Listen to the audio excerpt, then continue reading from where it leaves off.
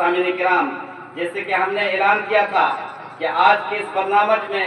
کئی نئے مقرر ہیں، اسی طریقے سے آج کے اس برنامج میں ایک ہمارے پاس ایک نوجوان عالم دین ہیں اور جید عالم دین ہیں، خطابت کے میدان میں بہترین پہنچ رکھتے ہیں اور ہمارے قریبی گاؤں تلبڑیا کے رہنے والے ہیں۔ شاید آپ ان کا خطاب، ان کی تقریر نہیں سنے ہوں گے۔ آج اتفاقاً وہ ہمارے مابین موجود ہیں۔ میں نے ان سے اصرار کیا اور شیخ سے میں نے وقت مانگا، نہایت ہی مثبت انداز میں انہوں نے ہمارے دعوت کو قبول کیا۔ ہم چاہتے ہیں کہ ان کو آپ کے سامنے روبرو کروں، لہذا میں نہایت ہی ادب کے ساتھ فضیلت الشیخ شتاب الدین السلفی حفظہ اللہ وتولہ کو دعوت اسٹیج دے رہا ہوں۔ آپ پر وقت صوبہ کرناٹکا میں امامت و خطابت کا فریضہ انجام دے رہے ہیں۔ میں شعر کے ساتھ میں شیخ محترم کو دعوت اسٹیج دے رہا ہوں کہ ہم نے ہر منزل امکان پہ جلائے ہیں چراغ، ورنہ ہر قافلہ راہوں میں بھٹکتا ہوتا۔ آپ انشاءاللہ نہایت ہی جامع خطاب پیش کریں گے۔ مختصر وقت ہے، 15 منٹ کا وقت دیا جا رہا ہے۔ انشاءاللہ 15 منٹ میں آپ کیا ہے جامع خطاب پیش کریں گے۔ آپ سے گزارش ہے کہ نہایت ہی سنجیدگی کے ساتھ اپنی جگہ پہ بیٹھیں اور شیخ کا خطاب سماعت فرمائیں۔ السلام علیکم ورحمۃ اللہ وبرکاتہ۔ الحمد للہ نحمده ونستعینه ونستغفره ونعوذ باللہ من شرور انفسنا وسیئات اعمالنا، من يهده الله فلا مضل له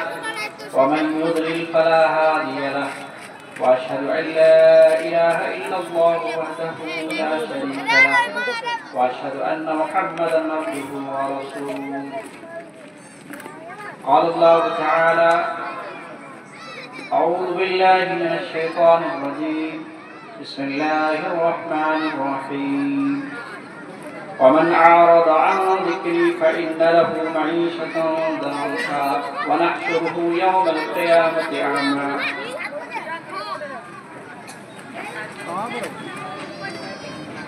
اسٹیج پر جلوہ افروز علماء کرام،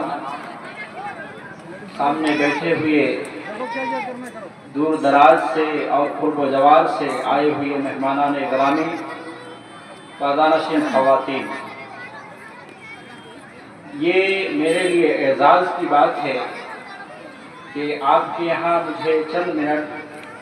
قرآن و سنت کی باتیں کہنے کا موقع ملا ہے، وگرنہ میں اس قابل نہیں ہوں کہ اس جگہ پہ میں کچھ خطاب کروں۔ آج میں نے آپ حضرات کے سامنے قرآن مقدس کی ایک آیت پڑھی ہے۔ انشاءاللہ العزیز اسی مناسبت سے گناہوں کے نقصانات کے حوالے سے چند باتیں رکھوں گا۔ اللہ رب العالمین سے دعا ہے کہ اللہ رب العالمین مجھے صحیح طریقے سے قرآن و سنت آپ تک پہنچانے کی اور ساتھ ہی ساتھ ہم سب کو سننے کے ساتھ، سمجھنے کے ساتھ عمل کرنے کی توفیق عطا فرمائے، آمین۔ معزز سامعین کرام، ہم انسان ہیں اور ہماری انسانی زندگی میں یوں سمجھ لیجئے کہ ہماری فطرت میں داخل ہے کہ ہم سے غلطیاں ہو جاتی ہیں، ہم سے گناہیں ہو جاتے ہیں، ہم سے خطائیں ہو جاتی ہیں، اور بہت سارے ایسے مسلمان ہیں جو جان بوجھ کر کے غلطیوں کے اوپر غلطیاں، گناہ کے اوپر گناہ، جرم کے اوپر جرم اور اس طریقے سے کرتے چلے جاتے ہیں۔ آج ہم مختصر وقت میں اس بات کو جاننے کی کوشش کریں گے کہ گناہ کے کیا نقصانات ہیں۔ محترم سامعین، اپنی بات کو بڑھانے سے پہلے میں آپ کو عرض کر دوں کہ گناہ کے دو طرح کے نقصانات ہوتے ہیں۔ ایک نقصان وہ ہوتا ہے کہ پورے سماج کو اس کا نتیجہ بھگتنا پڑتا ہے۔ ایک نقصان وہ ہے کہ پورے سوسائٹی کو اس کا نقصان بھگتنا پڑتا ہے، پورے ملک کو اس کا نقصان بھگتنا پڑتا ہے، اور دوسرا نقصان وہ ہوتا ہے جو انفرادی زندگی میں دیکھی جاتی ہے۔ پہلی چیز جو سماج اور معاشرے کو اس کا نتیجہ دیکھنے کو ملتا ہے، گناہ کے برے اثرات اور گناہ کا انجام دیکھنے کو ملتا ہے۔ معزز سامعین، قرآن مجید کو اٹھائیے اور قرآن مجید میں ایک جگہ نہیں بلکہ دسیوں جگہ اللہ رب العالمین نے اس حوالے سے بار بار اس چیز کو دہرایا ہے کہ پچھلی قوموں نے گناہیں کی اور کبیرہ گناہ کے مرتکب ہوئے، اللہ رب العالمین نے انہی گناہ کے اثرات کی وجہ سے اور انہی کا انجام دنیا میں دکھایا۔ حضرت نوح علیہ السلام کو لے لیجیے، حضرت نوح علیہ السلام نے اپنی قوم کو 950 سال تک سمجھاتے رہے، توحید کی دعوت دیتے رہے، سماج اور معاشرے کے اندر جو برائیاں تھیں ان برائیوں کو بتاتے رہے اور ان سے بچنے کی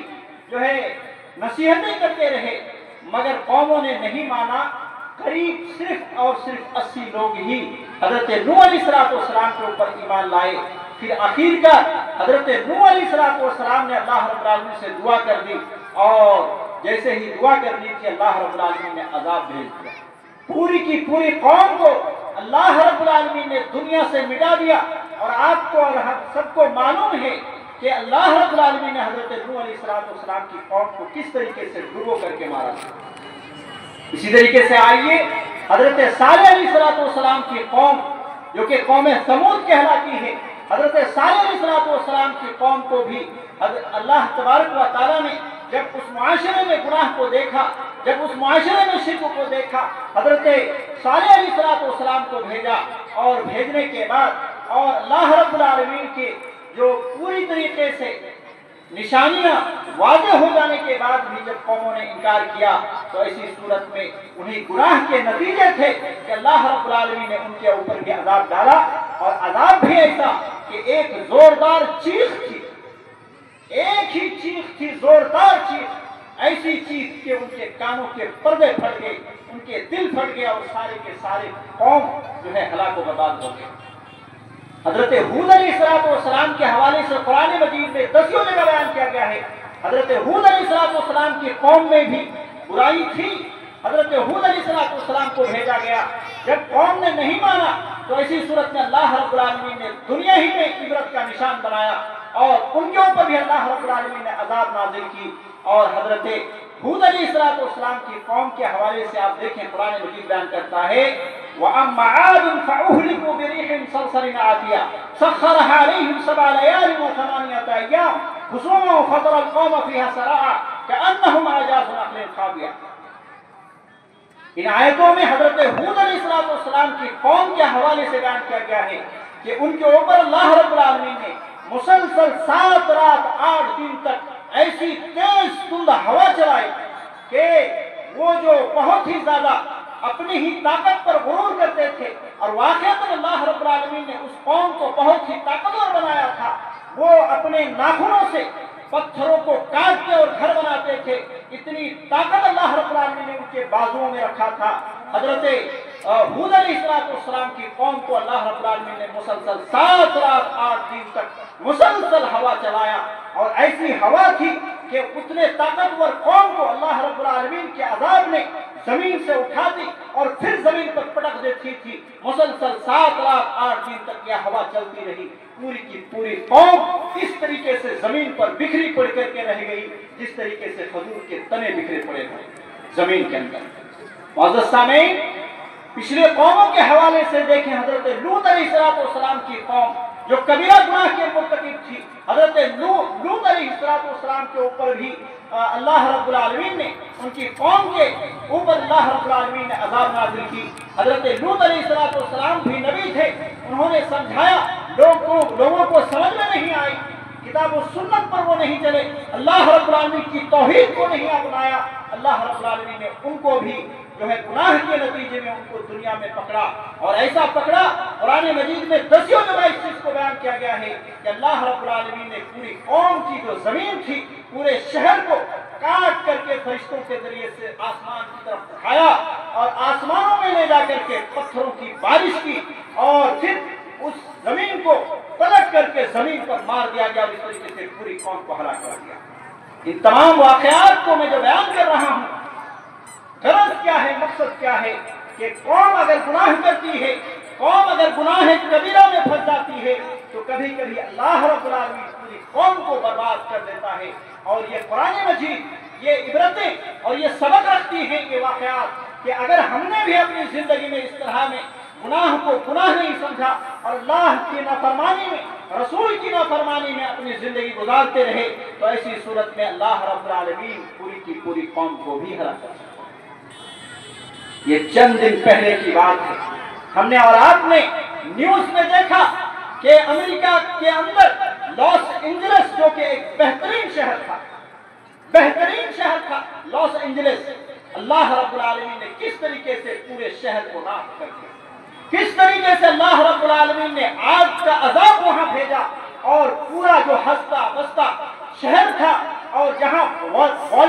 ہالی ووڈ کے بڑی بڑی موویز بنتی تھیں اور وہاں پہ شوٹنگ کی جاتی تھی، اس شہر کو اللہ رب العالمین نے کس طریقے سے پورے کے پورے شہر کو جہاں اربوں خربوں کے جو ہے گھر بنائے گئے تھے، آپ دیکھیں تو صحیح اتنے بھیانک جو ہے منظر اللہ رب العالمین نے بنا دیا کہ وہ راکھ کے علاوہ کچھ نہیں بچا۔ معزز سامعین، مقصد یہ میں بیان کر رہا ہوں کہ گناہ اور جرم اگر بڑھ جائے تو اسی صورت میں اللہ رب العالمین ہمیشہ سے پاورفل ہے اور تھا اور رہے گا۔ اللہ رب العالمین کے صرف کن کہنے پر فیکن ہو جاتی ہے، بڑے سے بڑے کام صرف اللہ رب العالمین ایک اشارے پر پوری دنیا درہم برہم ہو سکتی ہے، یاد رکھیے۔ اسی طریقے سے چند باتیں اس حوالے سے بھی میں بیان کرتا چلوں کہ اگر ہم گناہ کے اوپر گناہ کرتے چلے جائیں گے، اللہ اور اس کے رسول کے فرامین کو ہم بھول جائیں گے، اللہ اور اس کے رسول کی اطاعت ہماری زندگی میں نہیں ہوگی تو ایسی صورت میں ہماری خود انفرادی زندگی میں کیا نقصانات ہیں؟ معزز سامعین، سب سے پہلا نقصان یہ ہے کہ ہمارے دل کالے پڑ جاتے ہیں، ہمارا دل اندھیرا ہو جاتا ہے اور اللہ کے نبی علیہ الصلوۃ والسلام نے سنن ترمذی کی روایت کے اندر کلا بل ران علی قلوبہم ما کانوا یکسبون کی تفسیر میں آپ اٹھا کر کے دیکھیے، اللہ کے رسول صلی اللہ علیہ وسلم بیان کرتے ہیں کہ جب کوئی مومن گناہ کرتا ہے تو اس کے دل میں ایک کالا نقطہ پڑ جاتا ہے۔ اگر وہ توبہ کر لیتا ہے اپنے گناہ سے تو اللہ رب العالمین اس کے گناہ کو مٹا دیتا ہے، لیکن اگر وہ توبہ نہیں کرتا اپنے گناہ سے اور گناہ کے اوپر گناہ کیا جاتا ہے، جرم کے اوپر جرم کیا جاتا ہے تو ایسی صورت میں جیسے ہی ایک گناہ کرتا ہے ایک کالا داغ اور دھبا پڑ جاتا ہے، دوسرا گناہ کیا دوسرا کالا دھبا پڑ گیا، تیسرا گناہ کیا تیسرا دھبا پڑ گیا اور اس طریقے سے پورا دل کالا ہو جاتا ہے اور پھر پورا دل کالا ہونے کے بعد وہ حساسیت نہیں رہتی، قرآن و سنت کی بات سمجھنے کے بعد بھی وہ جذب کرنے کی طاقت اس کے دل میں باقی نہیں رہتی۔ اور یہی وجہ ہے کہ ہم اتنے بڑی مجلس میں ہزاروں کے لوگ ہوں گے مگر یہ ہے کہ ہمارے پنڈال میں چند ہی لوگ جو ہے موجود ہیں، اس کی بہت بڑی وجہ یہ ہے کہ قرآن و سنت کی بات جو ہے ہمارے دلوں میں نہیں اترے گی۔ اگر ہمارا دل کالا پڑ جائے، قرآن و سنت کی باتیں ہوں گی تو صحیح مگر ہمارے دلوں میں وہ حساسیت باقی نہیں رہے گی اور یہ بہت بڑا نقصان ہے ہماری زندگی میں اور انفرادی زندگی میں، یہ پورا کا پورا دل کالا پڑ جاتا ہے۔ اسی طریقے سے اگر ہم گناہ کے اوپر گناہ کرتے چلے جائیں تو اسی طریقے سے دوسرا نقصان ہمیں دیکھنے کو ملتا ہے اور وہ یہ ہے کہ اللہ رب العالمین کیا کرتا ہے، ہماری زندگی کو تنگ کر دیتا ہے، ہماری زندگی کو تنگ کر دیتا ہے، ہم سکون اور آرام کی زندگی نہیں گزار پاتے۔ اس حوالے سے اللہ رب العالمین نے قرآن مجید کے اندر فرمایا وَمَنْ عَارَضَ عَنْ ذِكْرِي فَإِنَّ لَهُ مَعِيشَةً ضَنْكَ، کہ جو شخص میرے ذکر سے منہ موڑے گا، جو شخص میری یاد سے غافل رہے گا، اللہ رب العالمین کہتا ہے کہ اس کی زندگی کو ہم تنگ کر دیں گے، ہر طرح کی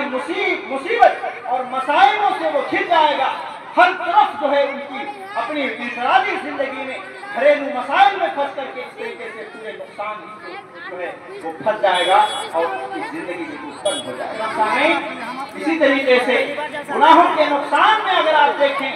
تو ایسی صورت میں انسانی زندگی میں یہ ہوتا ہے کہ انسان عباد الرحمن سے عباد الشیطان بن جاتا ہے، یعنی اللہ رب العالمین کا بندہ بن کر کے انسان کو رہنا چاہیے مگر اللہ رب العالمین کے بندے سے ہٹ کر وہ شیطان کا بندہ بن جاتا ہے اور یہ بھی ہماری گناہوں کے نتیجے ہیں، گناہوں کے اثرات अल्लाह रब्बुल आलमीन ने कुरान मजीद के अंदर फरमाया वमन यअशअ अन ज़िक्रि रहमान नुक़य्यिद लहू शैतानन फहुव लहू क़रीन। कि जो शख्स रहमान के जिक्र से गाफिल हो जाता है, अल्लाह रब्बुल आलमीन उसकी जिंदगी में एक शैतान को मुसल्लत कर देता है, फहुव लहू क़रीन, और वो शैतान उसका साथी बन जाता है। तो मुअज़्ज़ज़ सामीन, मेरे प्यारे भाइयों और बहनों, ये बहुत बड़ा नुकसान है हमारी जिंदगी में कि अगर हम अल्लाह और उसके रसूल की नाफरमानी में अपनी जिंदगी गुजारेंगे तो ऐसी सूरत में नुकसानों में से एक नुकसान ये देखने को मिलेगा कि अल्लाह रब्बुल आलमीन जैसे ही हम उसके जिक्र से गाफिल हो गए, उसकी याद से गाफिल हो गए, नमाज से गाफिल हो गए, उसकी तिलावत से गाफिल हो गए और इसी तरीके से उसके इस्तिग़फ़ार से गाफिल हो गए, अल्लाह रब्बुल आलमीन एक शैतान को मुसल्लत कर देता है और शैतान ही हमें नचाता है। हम और आप ये सोच रहे होते हैं हम अपनी मर्जी से चल रहे हैं, मगर यह है कि शैतान ही हमें नचाता है, शैतान ही हमें बुराई की तरफ लेकर के जाता है और शैतान का बंदा बन करके रह जाते हैं। बहुत बड़ा नुकसान है, क्योंकि शैतान वो है जो हमारा सबसे बड़ा दुश्मन और खुला हुआ दुश्मन है। अल्लाह रब्बुल आलमीन से उसने वादा कर रखा है कि आदम के बेटों को वो हर मुमकिन कोशिश करेगा और जहन्नम में लेकर के जाएगा। अगर हम उसी का साथी बन जाएं तो क्या ख्याल है कि हम अगर इंतकाल कर जाएं उसी के इशारों पर चलते हुए तो हमें जन्नत मिलेगी। तो ये बहुत बड़ा नुकसान है हमारी जिंदगी में और इंफरादी जिंदगी में कि अगर हम अल्लाह उसके रसूल की इताअत ना किए और गुनाह के ऊपर गुनाह करते चले गए तो ऐसी सूरत में शैतान को मुसल्लत कर देता है और वही इंसान का साथी बन जाता है। और सामीन, इसी तरीके से बहुत सारे नुकसानात हैं जो हमारे इज्तिमाई जिंदगी में भी और इनफरादी जिंदगी में भी हमें देखने को मिलता है। हम गौर व फिक्र नहीं करते, कुरान मजीद में तदब्बुर से काम नहीं लेते। यही वजह है कि हम समझ नहीं पाते, वगरना हमारी हर मुसीबतों की वजह हमारे गुनाह हैं, हर मुसीबतों की वजह हमारी गुनाह है जो अल्लाह रब्बुल आलमीन ने कुरान मजीद में बयान किया है कि अल्लाह रब्बुल आलमीन यूं भी इंसान के बहुत सारे गुनाह को माफ कर देता है, मगर अल्लाह रब्बुल आलमीन हमारे गुनाह की वजह से ही हमें जो है पकड़ता है और उसी के नतीजे ये होते हैं हमारी जिंदगी जो है सुकून नहीं रहता, हमारी जिंदगी में परेशानियों से घिरी होती है। उसी के नतीजे हैं कि हमारी जिंदगी जो है खुशगवारी की जिंदगी नहीं होती बल्कि बदहाली की जिंदगी हो जाती है और इसी तरीके से हमारी जिंदगी में भी रौनक खत्म हो जाती है, हमारे चेहरों में भी रौनक खत्म हो जाती है और ईमानी जज्बात भी खत्म हो जाते हैं और गुनाह के ऊपर गुनाह किए जाते हैं। मौजूद सामीन, मुझे 15 मिनट दिया गया था और मैं समझता हूँ कि मैंने अपना वक्त ख़त्म कर चुका है, लिहाजा मैं सबसे पहले अल्लाह रब्बुल आलमीन का शुक्रिया अदा करता हूँ। साथ ही साथ हमारे फाजिल मौलाना फज़ीलतुल शेख अशरफ शाकिर सलफ़ी मदनी हफ़िज़हुल्लाह तआला का शुक्रिया अदा करता हूँ कि जिन्होंने चंद बातें कुरान और सुन्नत की बोलने का मौका मुझे दिया है। और साथ ही साथ आप तमाम अहबाब का अल्लाह रब्बुल आलमीन से दुआ है कि हम सबको कहने सुनने से ज़्यादा नेक अमाल की तौफ़ीक़ अता फरमाएं। आमीन सल्लल्लाहु अलैहि मुहम्मद व आलिहि व सहाबिहि अजमईन व मन तबिअहुम बि इहसान इला यौम अल-क़ियामह। माशाअल्लाह, निहायत ही कीमती बयान से हम महसूस हो रहे थे। यकीनन जो शेख मोहतरम का मौजू था, इंसानी ज़िंदगी में गुनाह के असरात। मौजूद सामीन किराम, आज जिस दौर में हम जी रहे हैं ये दौर फितने का दौर है और आप हर चाहत जानिब देख रहे हैं कि किस कदर फितनों का उरूज है और फिर नाफरमानी और गुनाह के मैदान में लोग किस कदर दिन ब दिन आगे बढ़ते जा रहे हैं। ये निहायत ही हमारे लिए एक लम्हा फिक्रिया है। अल्लाह ताला हमें गुनाहों से महफूज रखे। सही बुखारी और सही मुस्लिम की एक बड़ी मारूफ रिवायत है, अल्लाह के हबीब सल्लल्लाहु अलैहि वसल्लम ने इशारा फरमाया है कि कुल्लु उम्मती मुआफन इल्लल मुजाहिरीन, के कुल्लु उम्मती मुआफन इल्लल मुजाहिरीन, के मेरी उम्मत में से हर शख्स को क़यामत के दिन माफ कर दिया जाएगा सवाए वो लोग जो खुल्लम खुल्ला अल्लाह की नाफरमानी करते हैं, उन्हें माफ नहीं किया जाएगा। इस हदीस पर आप जरा गौर कीजिए कि کیا ہم اس حدیث کی مصداق نہیں بن رہے ہیں؟ کیا یہ حدیث ہمارے اوپر فٹ نہیں آ رہی ہے کہ آج ہم کھلے عام اللہ کی نافرمانی کرتے جا رہے ہیں؟ ہمیں نہ اللہ کا خوف ہو رہا ہے، نہ ہمیں اللہ کے رسول صلی اللہ علیہ وسلم کی احادیث، تعلیمات اور شریعت کی تعلیمات کے بارے میں ہمیں فکر مند ہے۔ لہذا ہمیں ان ساری باتوں پر غور کرنے کی ضرورت ہے۔